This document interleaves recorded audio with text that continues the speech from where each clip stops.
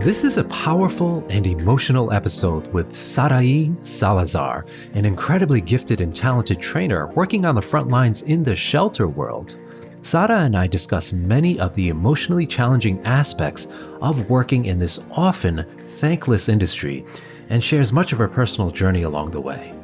Saharai is a shelter behavior specialist who works primarily with behaviorally challenged and euthanasia-listed dogs, especially fear and aggression cases. She earned her bachelor's degree from UC Davis in wildlife, fish, and conservation biology with an emphasis on canine behavior, ecology, and evolution, and has worked at numerous shelters over the last 20 years. While she enjoys working with private clients, her biggest passion is shelter behavior and finding practical solutions for the unique challenges that are faced in the industry. She'll be speaking at the upcoming Aggression in Dogs conference happening from September 29th through October 1st in Chicago, Illinois. Her presentation will focus on practical approaches to behavior change strategies for shelter dogs with a history of aggression. I also want to give a content warning for this episode as we discuss assault and trauma. Listener discretion is advised. Hey guys, welcome back to the Bitey End of the Dog. I'm super excited for this episode. We've been kind of focusing a lot on the human side of the equation when we're talking about dogs and people this season. So I'm really excited to chat with Saharai Salazar here about all of the work that she's doing in the shelter world, as well as what she's kind of learned over the years in working with humans and dogs, but focusing on the human element as well. I think it's fantastic that we get to chat about this. So welcome to the show, Saharai.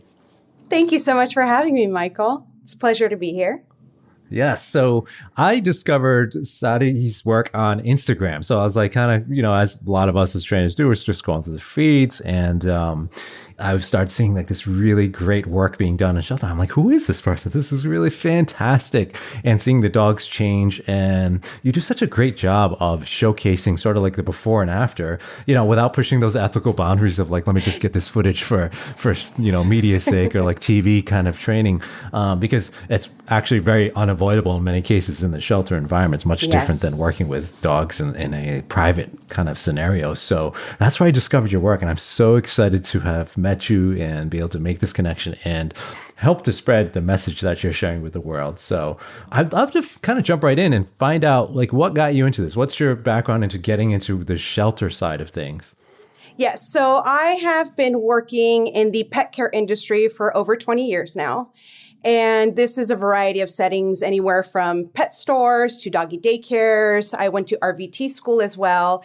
And I started volunteering at shelters when I was 16 years old and started working at them in my late 20s.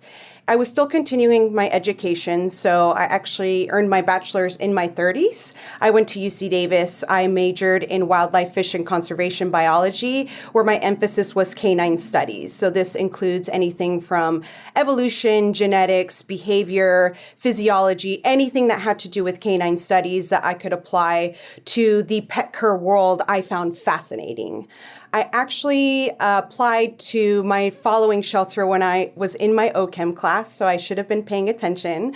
But I was looking for jobs. It was my last course before graduating, and I saw an opening at Napa County Animal Shelter. And they are a smaller county shelter. They are designated no kill. And first walking in there, my first impression was all of these dogs that had been sitting on the isolation row for months.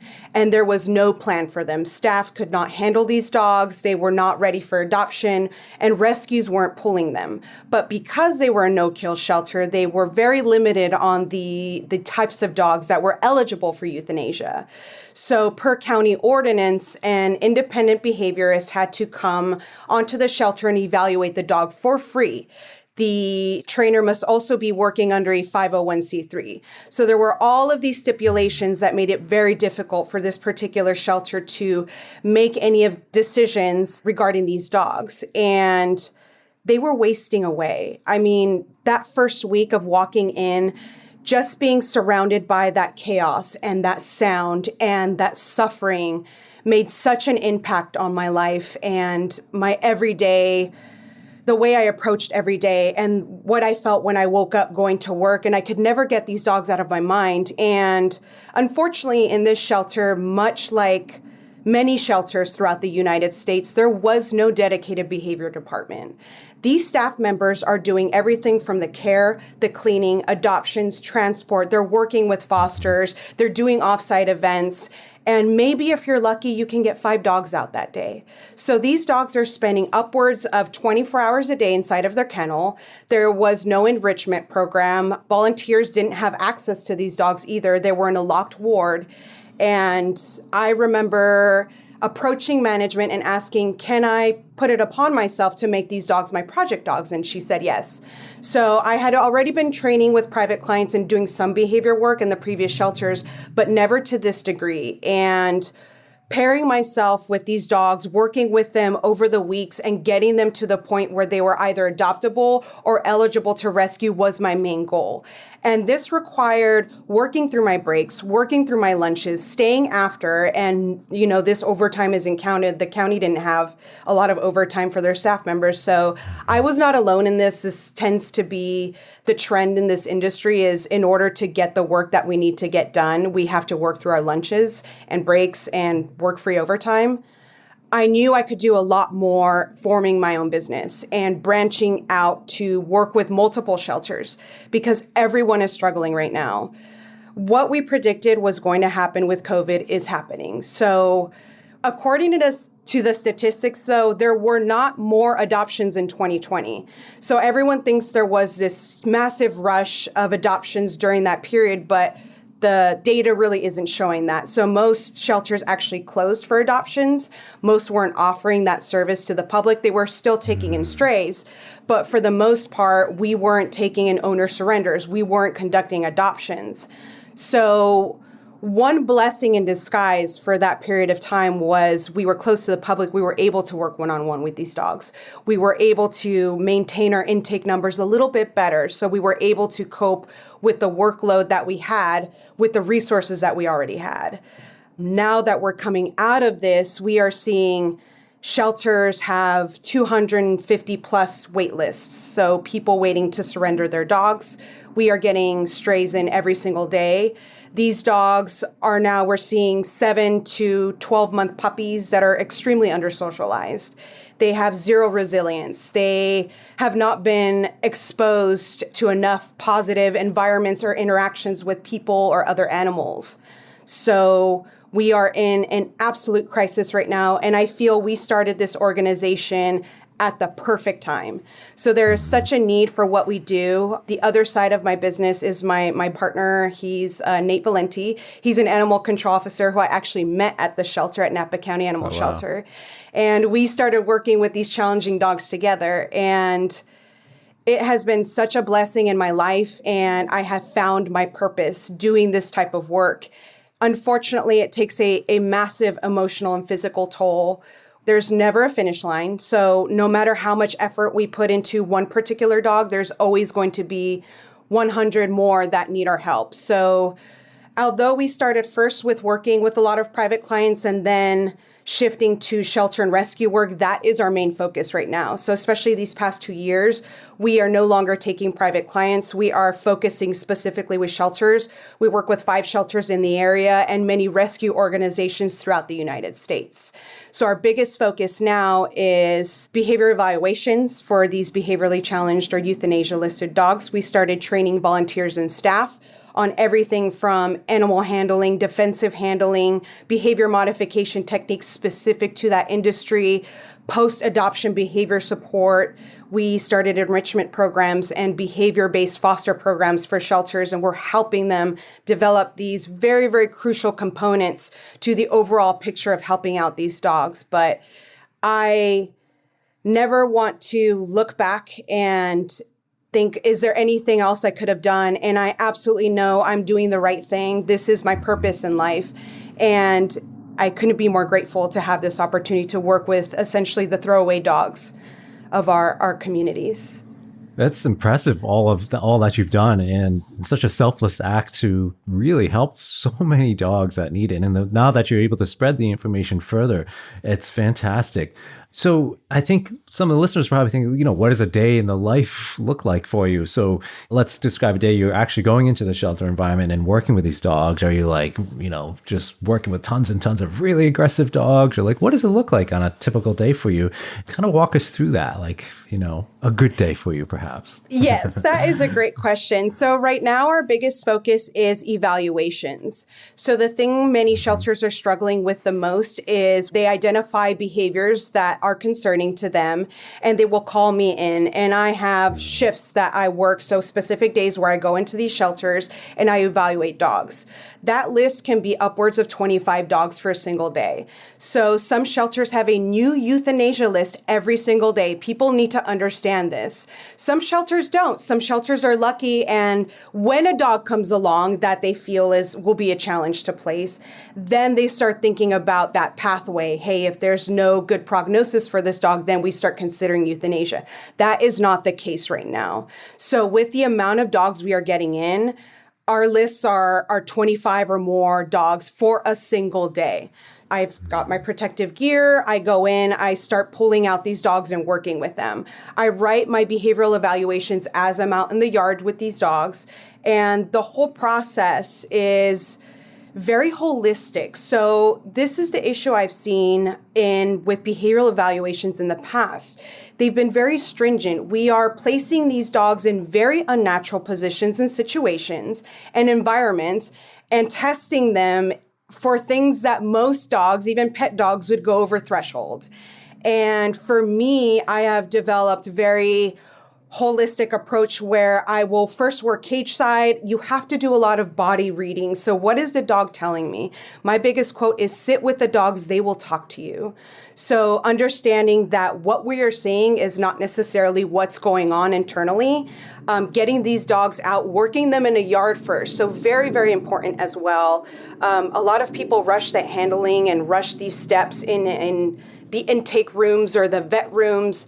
The dogs are already super stressed out. We got to get them out of the kennel. So a lot of people who are, maybe the public is looking in, it may look like play. It may look like I'm just hanging out with the dog in the yard while they're sniffing around and eliminating and decompressing. But so much of that gives us that information that we're looking for. And I will bring the dog into real life room. We'll hang out in there on the couches. There's music playing, there's toys, there's food around. So rather than tethering a dog to the wall and putting a bowl down and reaching into it with a fake hand, how reliable will that information be?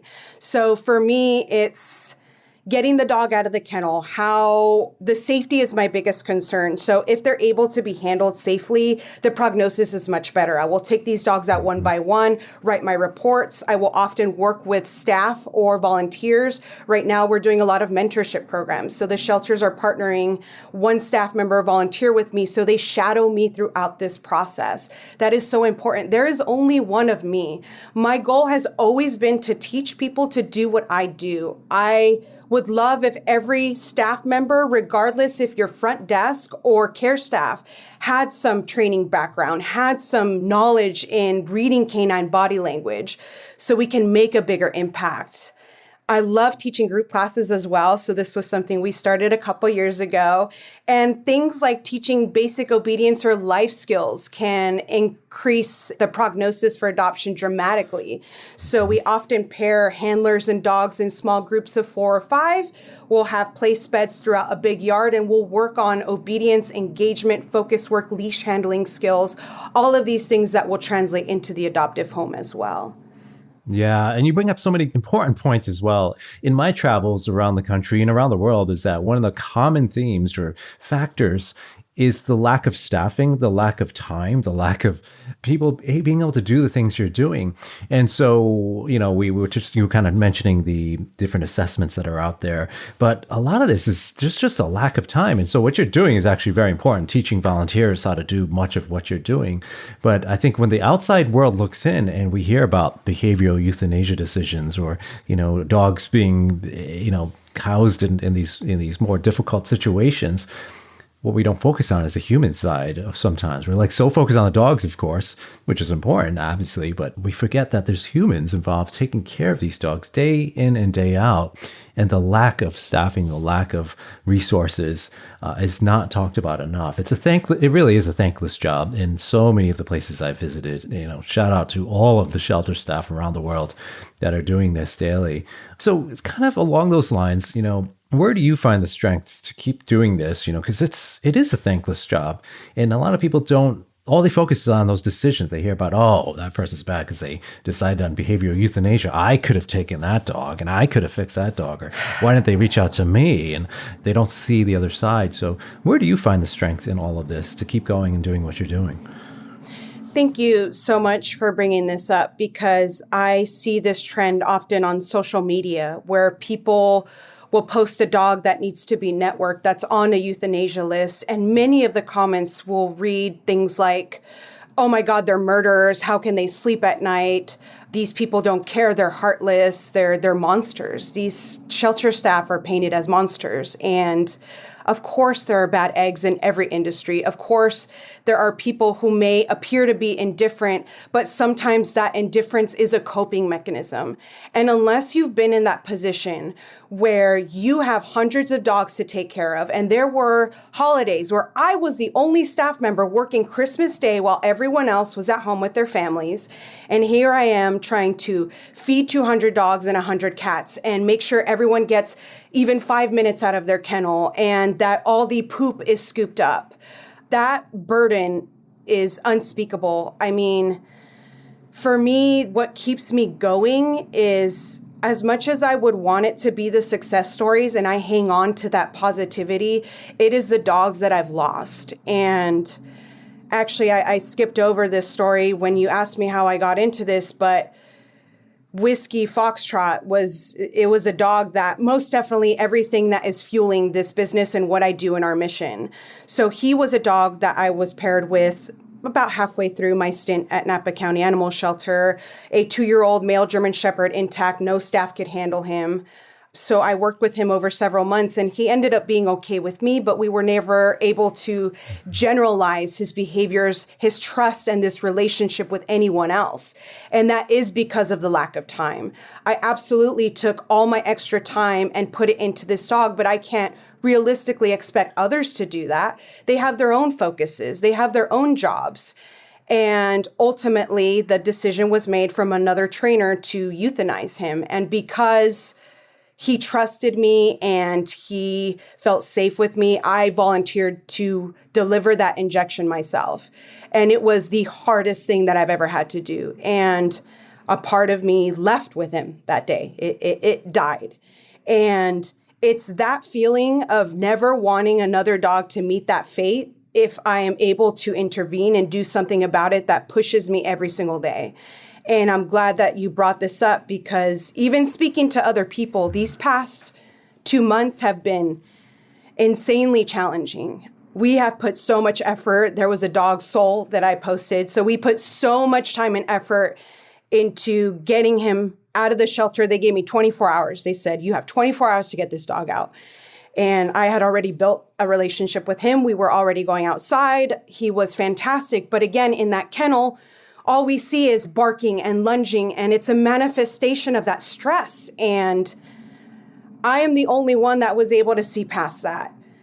That's what I want to do, is to teach people what you see is not the full story. We have to understand that these dogs are placed in the absolute worst position possible, and we are judging them based on that. Who are we to judge them? If we as humans were placed in that position and that expectation was held steady, so many of us would fail. And it's such a tricky line, because we also have to recognize the position that we're in. We cannot save every dog. There's no place for many of these dogs. Rescues are full. Everyone is full. And the direction that we're going in, that's not letting up anytime soon. So self-care has been a challenge for me this entire time, being mindful that I cannot fill someone else's cup if mine isn't full. So definitely taking that time off. I've been very much better about that this past year. So making sure we get some time off to recharge. But I can never see myself doing anything else. I hope there's not a need for what we do in the future. That is my goal. I hope I have to find a new passion and I hit a midlife crisis later on where what do I do with my life? But in the meantime, all I see is these dogs sitting in what is essentially a prison to no fault of their own, and they are getting killed for it. So I need everyone to understand who's listening. I hear you and I see you and I validate what you're feeling because so many of us feel like we're drowning. And this is a community effort. We need to understand this is not a shelter problem. We keep looking at shelters as if they're the ones that are giving up their dogs and being put in that position themselves, but it's not the case. So that is the fuel for me, is every single dog that I've lost along the way, knowing that this help will always be needed, but that for me pushes me to teach everyone else. So having the opportunity to anyone who will listen, you can do what I do. It's not magic. Yes, it took a lot of knowledge and skill set and building that over the years and becoming comfortable. And that also included bites and maulings. I am not immune to that. I've had very, very bad attacks that have required stitches. It's scary. And people need to understand this is such a complex situation. It's not just keep the dogs alive and figure out what to do with them. That human side, the fear. I mean, I went back to work. I had such a severe injury that needed stitches. So I had my left breast torn open, my nipple torn open by a 92-pound dog. If my boyfriend hadn't been there to intervene, who knows what has happened? And that is a position so many of these shelter staff are in. We're not working with private clients. These dogs aren't muzzled and leashed. We don't have a behavior history on them. All we see is, again, this barking and lunging dog. Sometimes they're friendly, but they snap. You know, every single living thing has its limit. And we are surrounded by such suffering, and day by day, we see the physical and mental deterioration of these dogs, and we have to support each other in the end. It all comes back to that. When emotions run high and we're working, where every single person is working this hard to save these dogs, we tend to use each other as scapegoats and we pit ourselves against one another when we all want the same thing. First of all, recognizing that, yes, we are all suffering in this, but we're suffering together and we can support each other, I think is a big change that we need to see in this industry, especially the rescue and shelter worlds. That's the only way we're going to win this fight or even get our heads above water, is working together. So doing what I can and playing my part in this is teaching people the skills and the knowledge that I've gained over the years. They can learn from my mistakes. They don't have to do it, but their hearts and their minds need to be open. I so appreciate you sharing all of these points because, again, it's a message that isn't understood or even heard. I mean, you really have to be in those trenches, so to speak, and to really understand and see that side of it, the things that you're seeing, the decisions you have to make, the dogs that you're seeing, the dogs that you make connections with, and you're the only person that dog is connected to, and you're the one that has to say goodbye. That's tough. It's hard. Yeah. Writing that sentence, recommend for behavioral euthanasia, every time I write that, I feel like I have to throw up. And I take that with me when I drive home. And that's every week. I condemn dogs to die every single week. And people on my Instagram especially, I'm very honest and open about sharing our victories and sharing not our failures, but when we don't get the outcome that we want, because it is the very real reality that we're facing, and people need to know that. Yeah. And your Instagram page, I recommend, and we'll share it in the show notes, of course, but I do recommend because it is very uplifting and a very, very, just seeing the success stories, as you mentioned, is, Thank you. I mean, really does support a lot of people out there and the work they're doing, you know. Yes. So I'm feeling this resiliency from you. So there's not a lot of people like you. And I talk about this, and I actually talked about it in a couple other episodes. There's just something about people, the people that are working day in and day out with aggression cases, or like in the horrific experiences that you've had, that you just keep going. There's just like this sort of calmness in a way. It's this, I was talking about with Patricia McConnell, we're kind of talking about resiliency as well. There's just something there, and I don't know what it is. And there's some somewhere to be discovered, this like secret sauce of like being able to keep doing this. So a lot of us can do it once or maybe can stomach it once, but you're there doing it over and over and over. Or the people that are working aggression cases and seeing clients breaking down in front of them crying over and over and over because of these difficult decisions. What has shaped you to be so resilient, even in the face of making these difficult decisions in the trenches? I mean, you're in it. I mean, you're as deep into it as you can get in this world of working with dogs. So what has helped you become so resilient and like so strong in the work that you do? Yes, I like to say that so much of my life has been shaped from situations of coming out of dark rooms. And even now, many of the videos that you'll see on my Instagram is literally me sitting in a dark room on the floor, a dirty kennel floor, when there's a dog baring teeth on the other side of a fence, and I'm just sitting there with them. We were chatting before, and I explained that I am not doing this work in spite of everything that's happened to me, but because of what's happened to me. And we're working on writing a book and sharing my experiences and how they tie into the work that I do. But I see so much of myself in these dogs, and even the dogs with complicated bite histories. We have had shelter dogs that have had 37 level 4 bites. It's yes. Yeah. So he's been adopted. Yay, Snoopy. It always comes back to what you see is not what you get. And I had a very tumultuous childhood. My father was very physically abusive, leading up to breaking a glass vase on my head. He beat my sister very, very badly when we were kids as well. I was scared to live at home. I was scared of my home, and that is not something that I found I could relate to my peers to. Most of my friends I felt weren't dealing with this level of domestic violence in their home. And for me, my biggest escape was college. So leaving this extremely chaotic and unsafe environment at home and finally getting out to college. And the last night of winter break, I was roofied and raped by someone who had been my friend, I thought, for several years. And that night changed everything for me. I attempted suicide 30 days later. So that is how my parents found out, was the hospital bill. And I had to start my life over, and I had to go back home. So again, I was put in this environment where I felt unsafe, and now I was trying to heal in an unsafe environment. And that's exactly what I see in these dogs, right? We are rehabilitating them. We are working with them in a prison, in an environment where they don't feel safe. And you know what? When I wasn't feeling well, I lashed out. I had so much misplaced anger on the people trying to help me.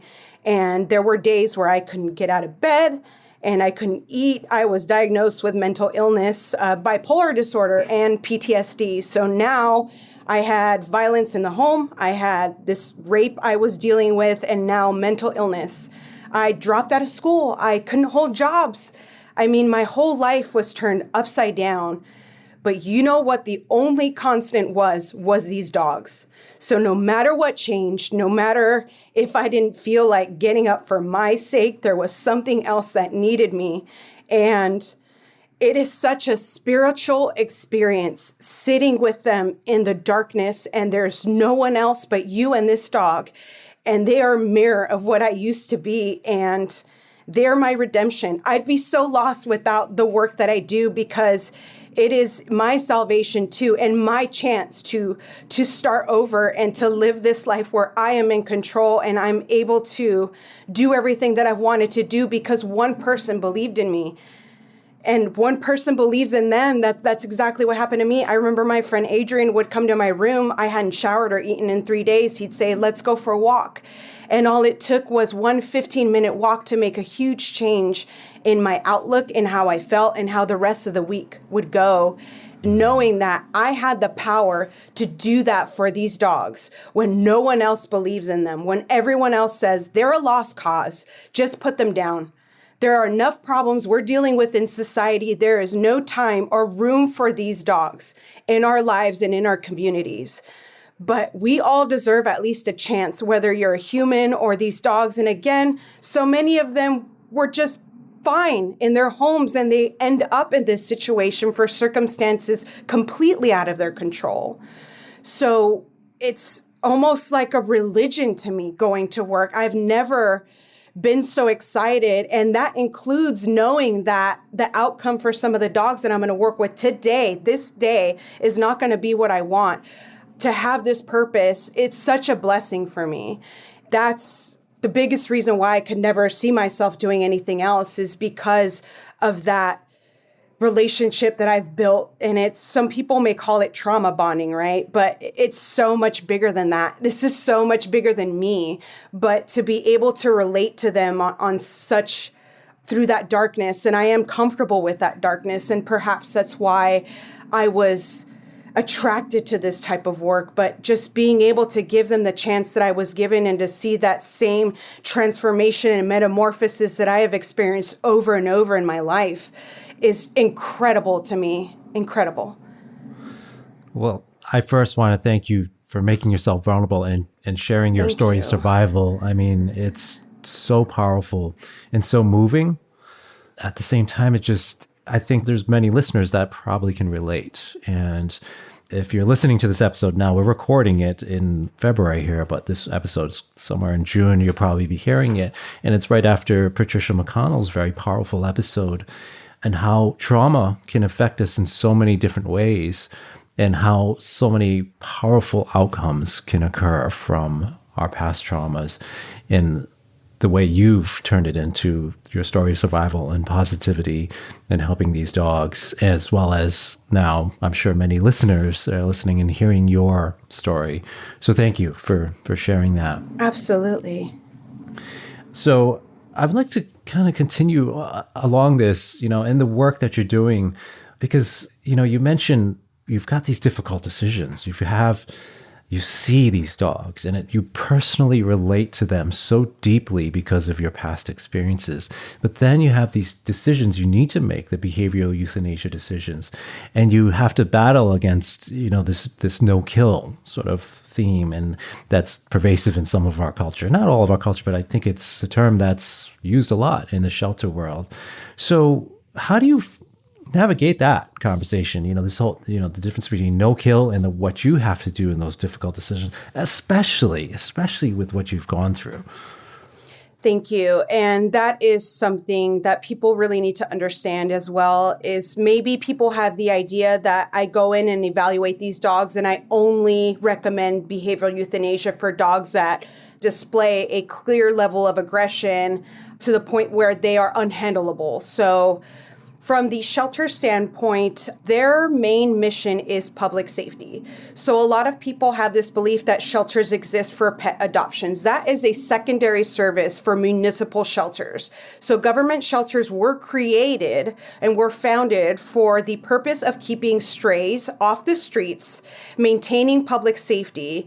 So it first started with livestock. So it allowed farmers or ranchers to reclaim their livestock for money. There was very little financial incentive for dogs or cats, so those were generally cold in the beginning.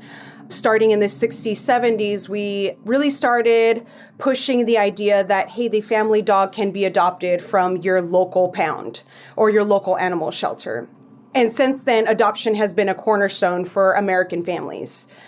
That is kind of the past. So now what we're seeing with such a high influx of intakes and the amount of dogs that we are currently working with in shelters, we have to take so many factors into consideration. So it's not just the blatantly aggressive dogs, quote unquote, that get euthanized. So this is the main issue with the no-kill initiative, is many are largely underfunded or unfunded completely.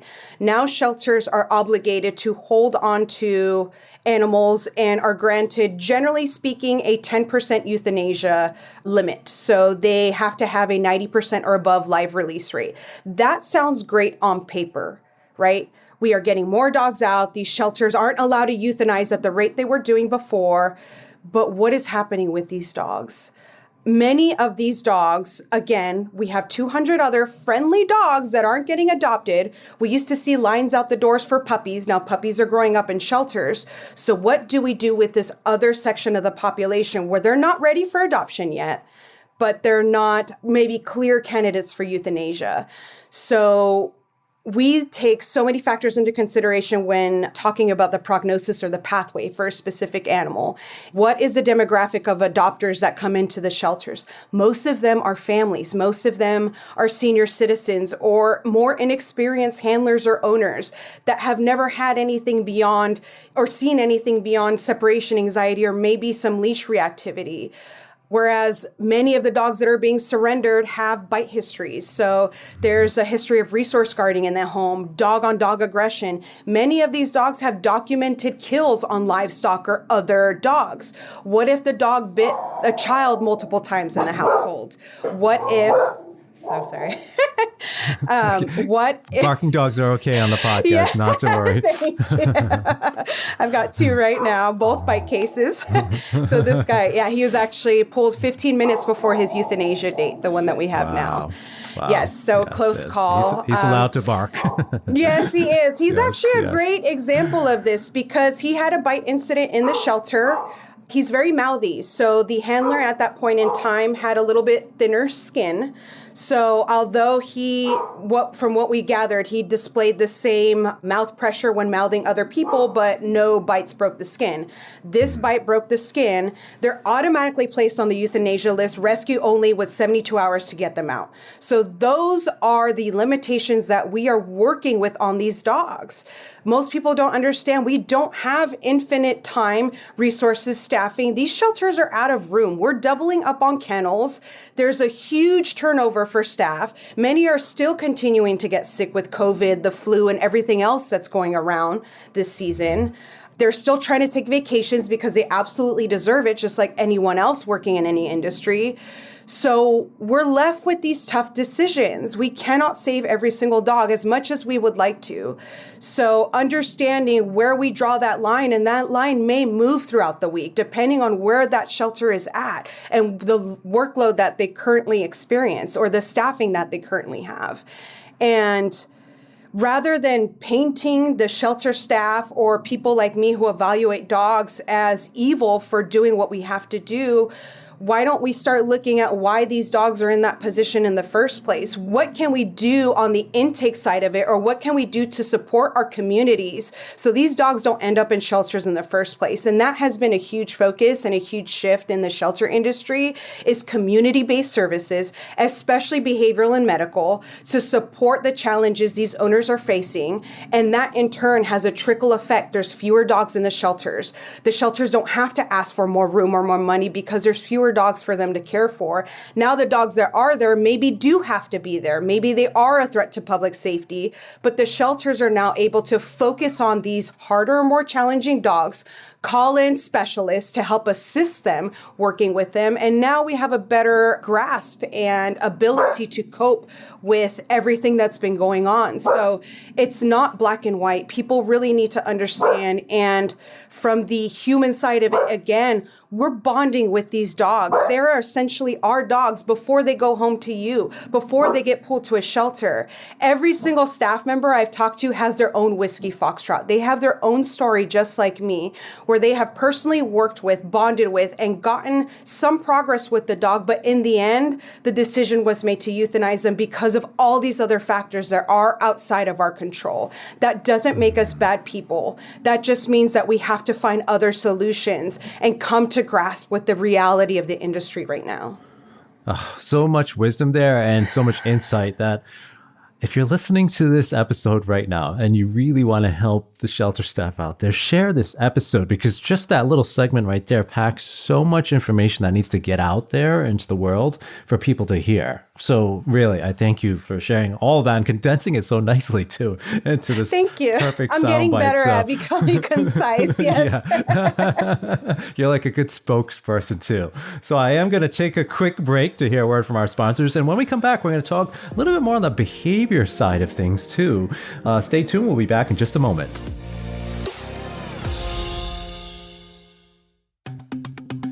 Hey friends, don't forget to join me for the 4th annual Aggression in Dogs Conference, either in person or online, from Chicago, Illinois, happening from September 29th through October 1st, 2023. This year's lineup includes many of the amazing guests you've heard on the podcast, including Sue Sternberg, Dr. Tim Lewis, Dr. Christine Calder, Sindhor Bangal, Sarah Stremming, Sean Will and Masa Nishimuta, and many more. Head on over to aggressivedog.com and click on the conference tab to learn more about the exciting agenda on everything from advanced concepts in veterinary behavior cases to working with aggression in shelter environments to intra-household dog-dog aggression. We'll also have special guest MCs Taylor Barconi and Gio Arcade, who are sure to bring their positive and uplifting vibe to the conference. And as usual, you'll find a wonderful, kind, caring, and supportive community at the conference, both in person and online. I also want to take a moment to thank one of our wonderful sponsors this year, Pets for Vets. Did you know that approximately 1 million shelter animals are euthanized in the US every year? At the same time, many of our country's veterans are experiencing post-traumatic stress disorder, traumatic brain injury, anxiety, and/or depression. Pets for Vets founder and executive director Clarissa Black created a solution for these problems by rescuing and training animals for veterans. Pets for Vets has a unique program model that customizes each match to create what is called a super bond. Each animal is selected and trained specifically for each veteran based on matching personality and temperament profiles. Additionally, Clarissa has developed an assessment protocol called ACE or ACE that allows other animals the choice and agency to participate in the Pets for Vets program based on their response to multiple stimuli. Pets for Vets has a positive reinforcement mentality at its core for animals, veterans, and trainers. In addition to helping veterans and rescue animals, Clarissa has created a generous opportunity for positive reinforcement trainers to join her organizations. Trainers are able to participate from anywhere in the US while receiving stipends, professional development opportunities, and maintaining a flexible schedule. For more information, please visit petsforvets.com. That's petsforvets.com.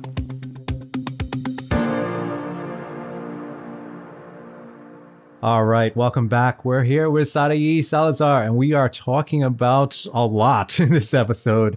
It's been a really, really deep and insightful episode, so I thank you again.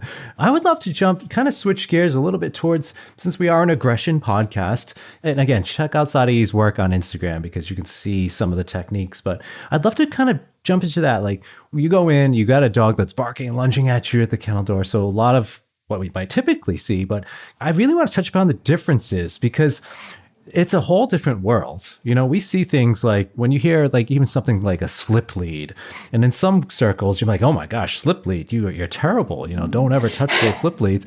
But in the shelter environment, it's just a common tool for moving a dog from point A to point B. Yes, they can be abused just like anything else, but it's like the last thing on somebody that's running 50 dogs in and out a day to be thinking, oh yeah, now I've got to like put on a harness on every single dog just because somebody says so. So, you know, in terms of the aggression stuff, you're approaching a kennel like much different. Dog's already going to be over threshold. So we don't really think about threshold in those moments. But what are some of your kind of tried and true things that you do? You know, so counter conditioning, is there certain techniques you use to approach kennels? How do you make friends with these dogs? So first and foremost is being mindful of the environment that they're in. So again, we are placing these dogs in what is perhaps one of the most stressful, acute stressful situations they can be in, but they're experiencing that chronically. So we have high cortisol levels throughout the day. These dogs aren't getting enough sleep at all, even at night. So we do see periods where usually around lunchtime, most of the dogs tend to calm down, and again later on in the afternoon or evening. I do use a slip lead. Thank you for bringing up a slip lead. So just so everyone knows, I love harnesses and long lines. That being said, one of the shelters that I work with has no collars on their dogs. So they don't have any collars to begin with. Slip leads are absolutely, I feel, the safest and quickest way to transport dogs quickly, get them out of their kennel. So one nice thing I like doing is making a nice big loop. But before we even get to that point, I'm a huge proponent. My number one trick to this is just classical counter conditioning and desensitization. So there are a lot of great approaches to working aggression cases. So we have cat and bat, which I personally love using with private clients. But keeping these limitations in mind, we don't often have time to pull multiple handlers and multiple dogs or work with teams. So we are working triggers using those approaches. We need multiple people. Again, these staff members have hundreds of other dogs to care for. They barely get their cleaning done on time. They can't even break all these dogs. So having this expectation that staff members are going to have even 20 minutes to work with one dog is out the window right now. So I just want to interject when you say yes. when you say break these dogs, meaning giving them a break. Yes, because we have there's some that might take that the wrong way, but that's not sorry. Yes, thank you about. for that clarification. I mean, break them from their kennels. Yes. So that is my main goal: is to get the dog out of their kennel into a yard, that nice open space. They don't feel as pressured. But again, what is the situation like when we're first approaching these dogs? Or me, for instance, when I'm working an aggression case, they are trapped. They have no way to get out, and they know it. So they are going to display a much higher intensity in terms of behavioral responses than we would see in many everyday interactions, because we're pushing them to the very edge. So being very mindful that, again, this may be a response, and often is a response, that is rooted in fear, distress, anxiety, and approaching it that way rather than I need to get this dog to comply and let him touch me. I call it the compliance lens. So we tend to rely a lot on obedience to, I think, as a whole in the dog training industry, to try to coax these changes in our dogs. But I'm all about creating a new conditioned emotional response. So rather than trying to force the dog to get them to do what I want to do, I want the dog to feel better about the situation. So in turn, we get a different behavioral response for something that the staff have to do every single day, like pass by a kennel or feed them food. So honestly, the biggest trick to this all is just feeding through the kennel. So nice classical counter conditioning. What we're doing is pairing the sight of a person. So that's a very common trigger in shelter dogs. Even if they're friendly, they will often start becoming, again, that stress, that distress, that anxiety gets to them. Every time a person passes by, they'll react. So they start barking, lunging, baring teeth. Some may even start air snapping. So creating a new positive association, and this can be very simple. We just hang little treat, either pails or dishes outside of each kennel. I always recommend that every staff member carry a treat pouch with them as well. Food is such a powerful tool. There is so much that is outside of our control in this industry. One way we can easily work with these dogs as we're going on our day-to-day care is just feeding them every time we pass by. These dogs look at me and think, oh my God, the hot dog lady is coming. Oh my God, there's the chicken nugget lady. That's what I want to be seen as. Once we get to that point, we can start generalizing it with other people. If one person in particular forms that bond and builds that trust, once we get one person, it's just a matter of repetition at that point. Generally speaking, I have one test. I call it the door latch test. So I'll go over this in the conference as well. It is probably my very simple number one test or temperature check that will kind of, I don't want to say set in stone, determine the prognosis of a dog, but how they react when I open that latch and open the door is going to tell us a lot about how comfortable they're going to be moving forward. So many staff members will just see that aggression. Again, it's defensive aggression, but they'll still see that aggression. If I open the door and the dog runs away, that's going to be a much safer case for most handlers, that's volunteers and staff, to work with than a dog that is trying to burst through, that is biting at that kennel door. So speaking realistically, again, keeping that liability of the shelters in mind, if most staff members or all of them are unable to safely even leash a dog, handle them, or touch them in any way, the prognosis is generally going to be very poor.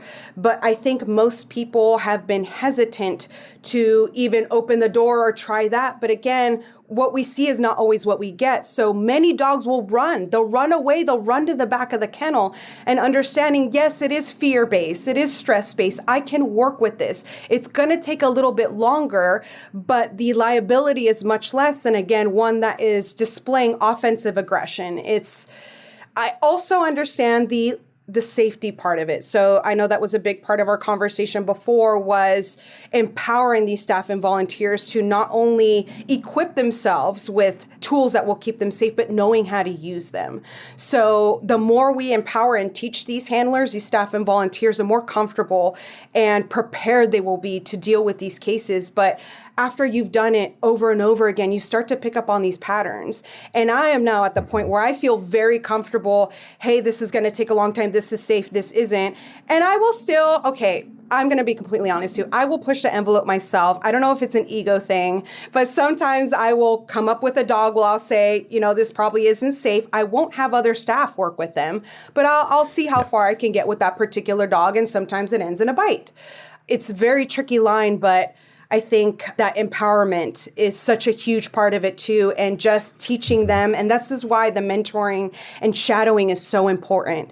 This is a huge issue with evaluations. My notes are going to be a lot different than someone else's who worked with that dog a different day. So just like us, our tolerances and our thresholds fluctuate throughout the day, depending on the day, depending on the hour, depending on the week, how much sleep we got. Am I hungry? I'm going to be way less tolerable of certain things than if I got a good night's sleep. I'm feeling well fed. So being mindful of that and just approaching it in a manner where we can make the most out of that time, and having that person with me so I can explain, this is what I'm seeing, right? This is why I'm approaching this dog this particular way. This is why I'm using these techniques. And a big question is always, how do you know that it's safe to go in that kennel? And that is my biggest test, is that door latch test. And many dogs will turn and flee at that point. And that's when you can observe and say, this is going to be a little bit safer. It's going to take a little longer, but it's not that blatant. They have a picture in their heads, and so many of these dogs are just labeled aggressive. That label doesn't give us any information. Right.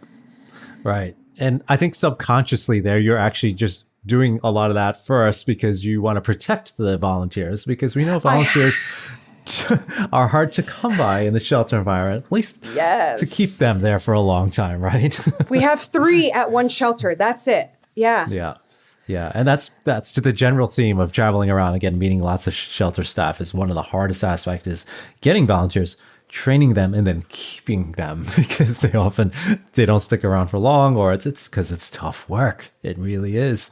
Okay, so let's dive into, you get the dog out of the kennel, you start working with them, you're out in the yard. Do you have anything that that you found works the best in most of your cases? So you're building a relationship with them. You don't put any hard training pressure. You're not like sit down, stay, and all those things. No, it's so boring.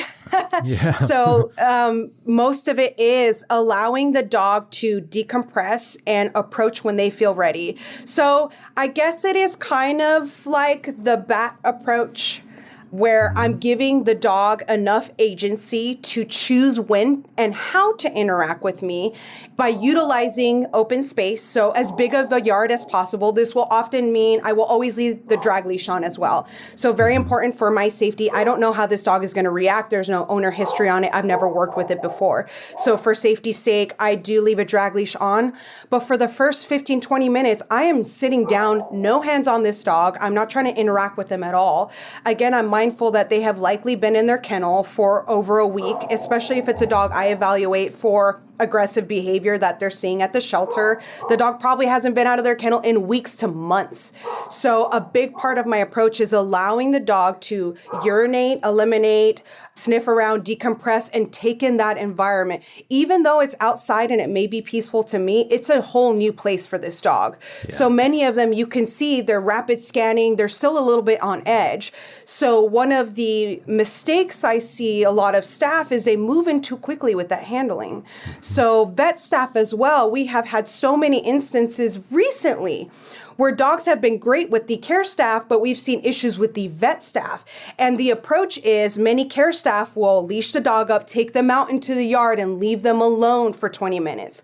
Whereas vet staff have 20 other dogs to see within that hour. So they leash the dog up, take them into the medical room or intake room, and then start their exam right away.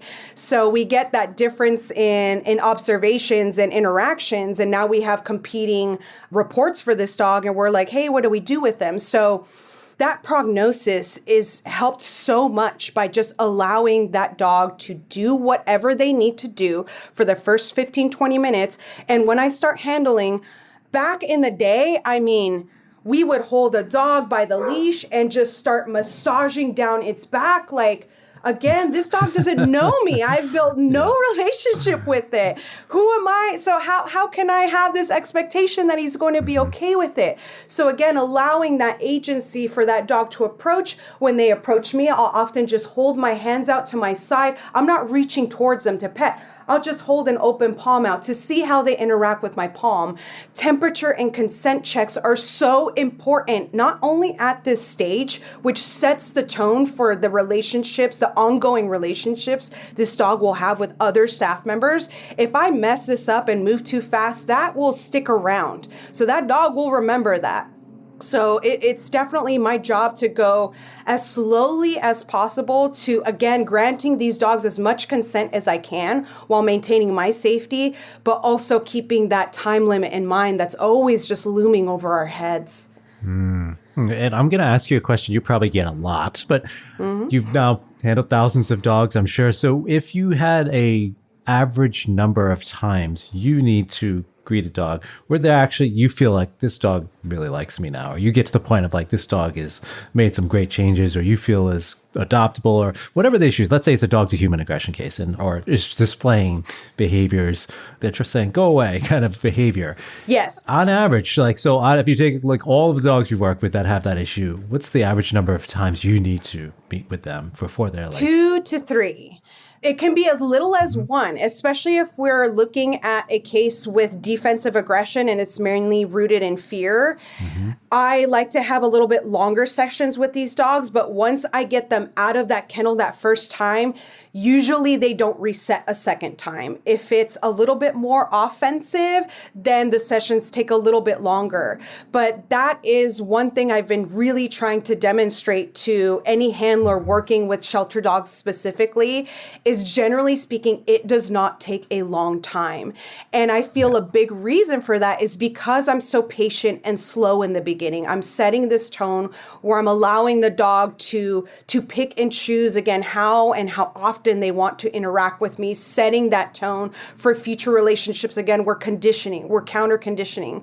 So it's not magic. I don't think it takes very, very long, but I'm also cognizant that this is just one dog. So if we multiply that by, say, a shelter has 100 challenging dogs, it's going to be very difficult for us to reach that milestone. But for a specific dog, so some have taken several months and others, I'd say most fall between 1 and 3 sessions, and they often range from 20 minutes to 45. So it's really not much longer than that. I don't have much more time than that if I want to get through my list. And that also, I want to be cognizant that because there is a time limit, I will definitely, not sometimes, have to tweak how fast we approach something. So one particular dog, Magnolia, that I've been working with, I had her out of the shelter kind of gave me a deadline with her. She's been great with me, but because that deadline was given, now I had to speed up the generalization process, which can take a long time in a shelter, given that they only have a few minutes a day to interact with this dog. So what I did was I took her out. She was great with me on leash. We started doing trail walks with other staff members. We started with 1, then moved to 2, no more than 2 at a time. She has done great with these people, and it's only taking about 5 to 10 minutes of their day.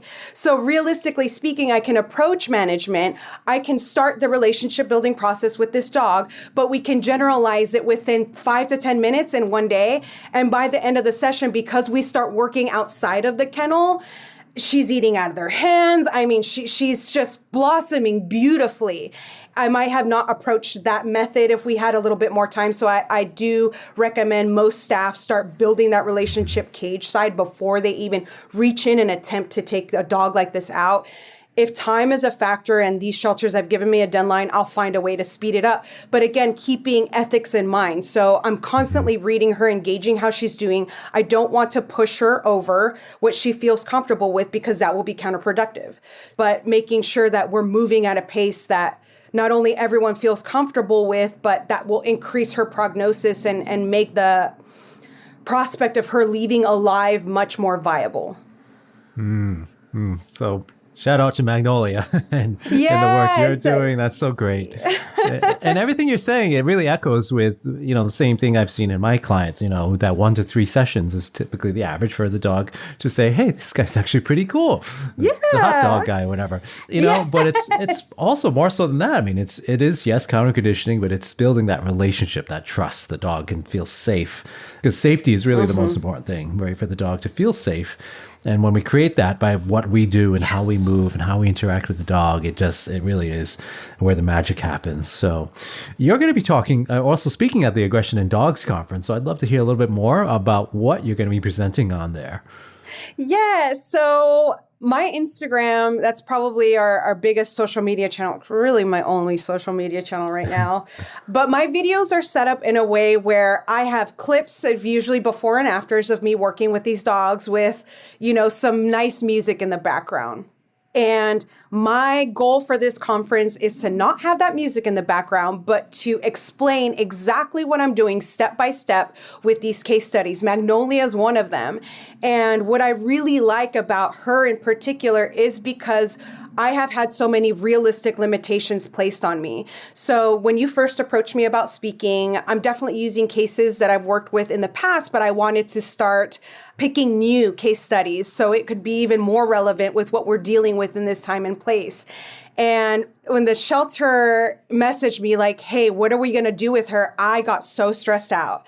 My first thought was, oh, this is going out the window. Now I can't use this case. But of course I can. I absolutely should, because she specifically is a great example of how the fate of many of these dogs, even if we start making progress, that limit is always looming behind us. So again, her outcome isn't guaranteed. Even though we've had tremendous progress with this particular dog, I wanted to show not only what I do and why I do what I do with them. So what I'm seeing, explaining the behaviors, the differences between the offensive and the defensive aggression. I also want to give cases where I fail the dog. So I want to demonstrate this is in particular why this dog was recommended for behavioral euthanasia. So people can see the complexity of it, how it's not just, oh, it bit someone in the household, it's getting put down. So very much we try to take as much into context, but illustrating the difficulties and how we've had to tweak things when not only so much is out of our control, but so much is unknown, right? Mm-hmm. So many of these behaviors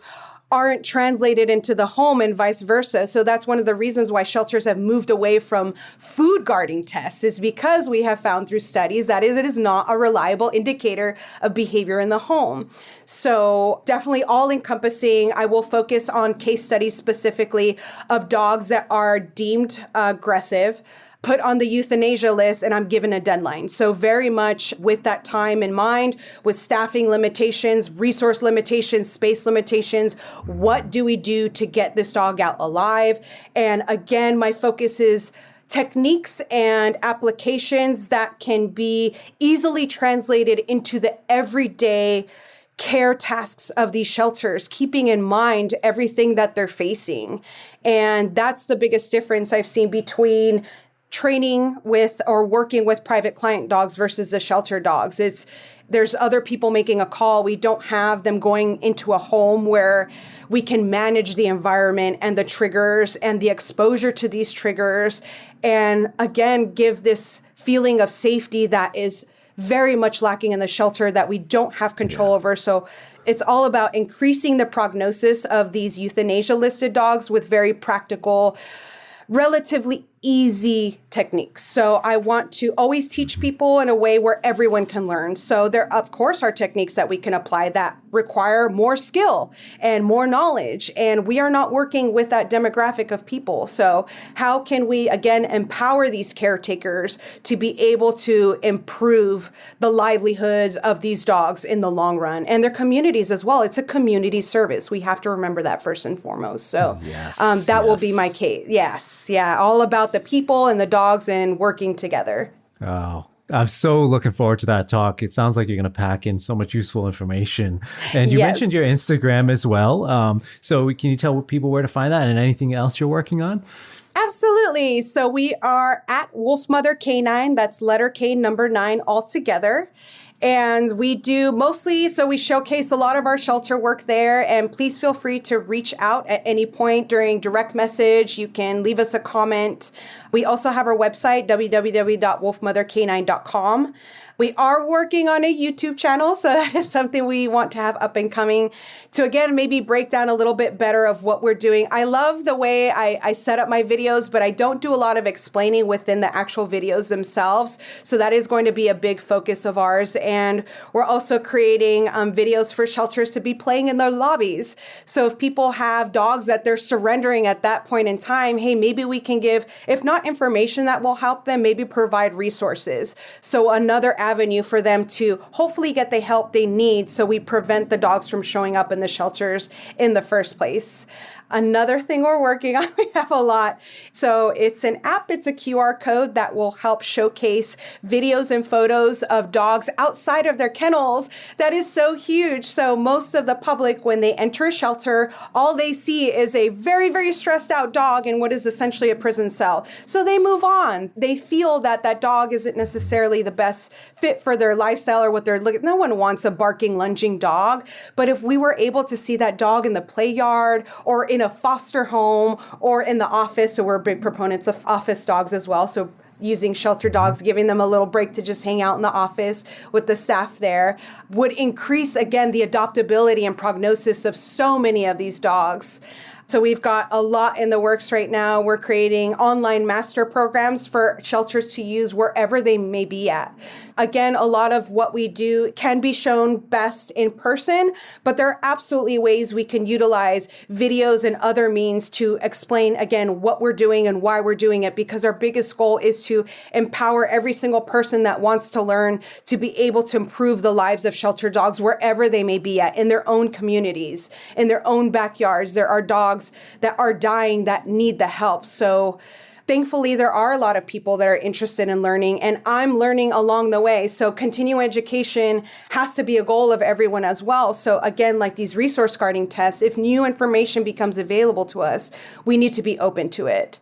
So we are also working on incorporating everything that we stay on top of, these new studies, so we can share that information with everyone else too. So our biggest focus will absolutely be education for shelter staff and volunteers through the use of different websites and apps, and hopefully empower as many people as possible to help us in this mission, because it does take a village and it's a huge effort. But definitely, back to your question, did this whole loop around, is Instagram is definitely, our go-to. So check us out and what we do and how we're changing the lives of these dogs every single day. And as usual, I'll make sure I link to all of that in the show notes. Saharai, thank you so much for all you're doing and for coming on the show. I really had a great conversation with you, so thank you. Thank you so much for having me, Michael. I appreciate it. I truly want to send my deep appreciation to Sada for her dedication to shelter dogs and for sharing her journey with us. Her story is so inspirational, and she's such an incredible gift to our community. And don't forget, Sada will be presenting at the Aggression in Dogs conference this year. You can head on over to aggressivedog.com for more information about the conference and to register. We have an incredible lineup of speakers this year, including Sue Sternberg, Dr. Christina Spalding, Irit Bloom, Dr. Wailani Sung, Dr. Christine Calder, Dr. Tim Luce, and so many more. I hope to see you there. Thanks again for listening, and stay well, my friends.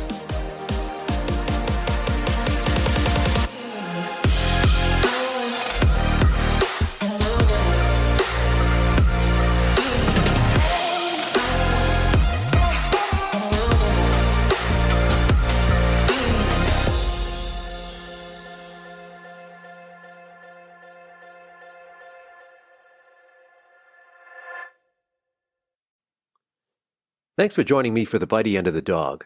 If you like the show, please feel free to subscribe, share, and give a rating. And hop on over to aggressivedog.com or the looseleashacademy.com for more information about webinars, courses, and conferences, all dedicated to helping dogs with aggression issues. And don't forget, the Aggression in Dogs conference will be happening from October 22nd to 24th with 12 amazing speakers, all streaming from a television studio in Chicago. It's going to be a truly unique event in 2021.